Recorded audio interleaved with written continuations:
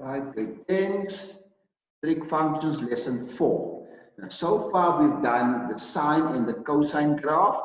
Now we're going to do the graph of tangent, or the so-called tan graph, y equals to the tan of theta.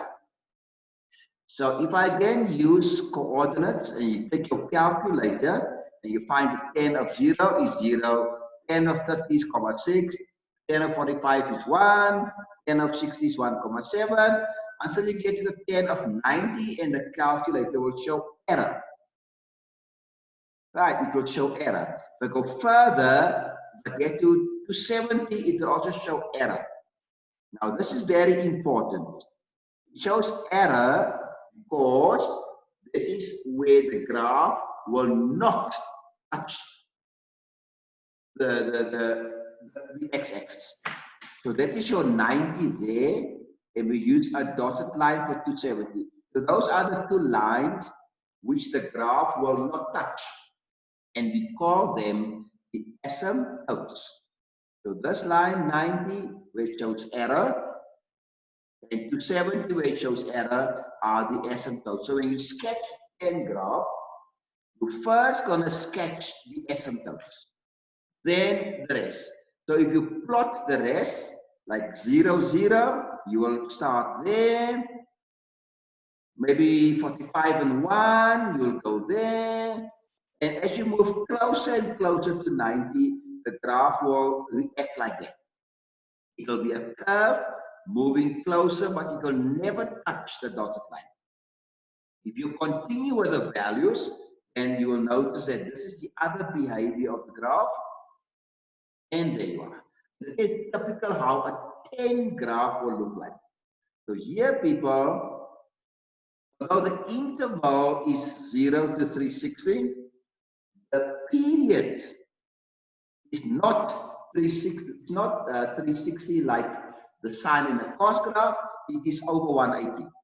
From 90 to 270, you see the complete curve, and it lies over 180 degrees.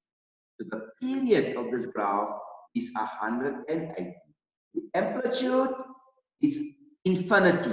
There's no stopping of the period, so the graph is infinity. So I hope we are okay with that. Good. Look at the next page. So all of this is what I just told you now. So you know what is an asymptote, right? Are you okay with it? Because there's more than those two asymptotes. It's also 450. Just add another 180. Add another 180. So there are more asymptotes as you go along. So are we okay with that? Cool. Right. Then, if you look at the example, we must sketch this graph. And I got a negative in front, then you should know from the previous two graphs that it will reflect or it will change its direction. So if the interval is 0 to 270, so there you are, interval 0 to 270. Asymptote is still 90 and 270, right? But now it's a negative and it's a 2, no more a 1. So what's going to happen here is that the 45, which was a 1 in the previous graph, will just become a 2. So everything just moves 2 units up. Guys, just move 2 units up, but it still behaves in that direction. So the dotted line is the original one.